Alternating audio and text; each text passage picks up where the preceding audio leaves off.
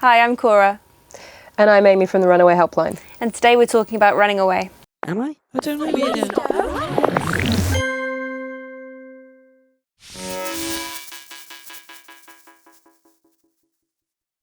So there are lots of different reasons that young people might run away.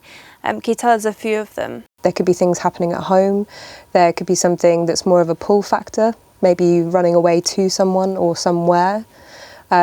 It might just be that there's issues at school, that there's perhaps bullying involved. There could really be hundreds of different reasons why someone may think that running away is their option. And I should point out as well that although we refer to things as running away from home, home can mean lots of different things to different people, and home isn't always the safest place. We wouldn't advocate that everyone has to stay at home. That may not be what's safe for them, but it's about trying to get that support and reaching out before you then put yourself in a vulnerable situation. And if you are currently away, to make sure that you keep yourself safe while you are away. So when you get phone calls from young people that have run away, what are the kinds of situations that they've found themselves in? There could be many different situations. So someone may have run away and perhaps it might have been a spur of a moment decision. And so they could be calling in and literally be sat in the middle of a park and really have no idea what to do.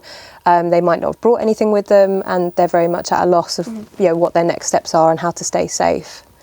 They could perhaps have run somewhere and that may not also be a safe place to be. Or they might even be thinking of running away and they haven't actually left yet. So if somebody does choose to run away, what kinds of things could they do to make sure that they're staying safe? It's important to reach out for help, and there are lots of different agencies out there who will be supportive and will give you information and advice on how to stay safe while you are actually away from home. In respect to things you can bring, sometimes if you are planning on running away, and sometimes that may be the only option for you, then it's important to make sure you bring things like warm clothes if it's cold. If you have it, maybe even a sleeping bag if you're going to stay on a friend's floor or something, to ensure that you've got somewhere reasonably comfortable to sleep.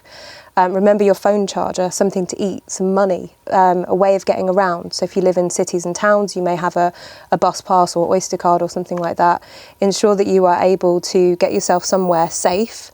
And ideally, if you get a chance, maybe go on the internet and look up some different agencies that can support you, that you can call while you're away from home.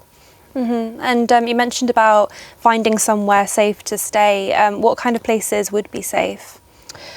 That would depend on your situation. If you're already away from home, think of somewhere that's busy but safe. So if it's the middle of the night, for example, there might be a 24/7 supermarket or something.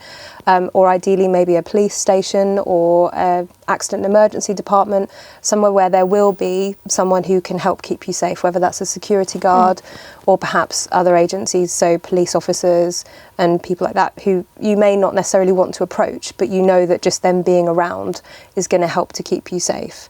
You said about the police. Would you be in trouble with the police if you run away? No. If someone runs away from home, the police just want to know that you're okay. They're not there to arrest you, they're not there to drag you anywhere, but they do need to make sure that you are okay. So if you do run away, it can be a kind of dangerous situation. What are some of the things that you can look out for?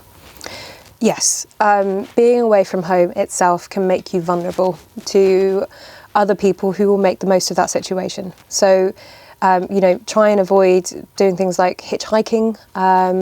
If strange people approach you, they may seem really friendly, but that's not to say that they will be.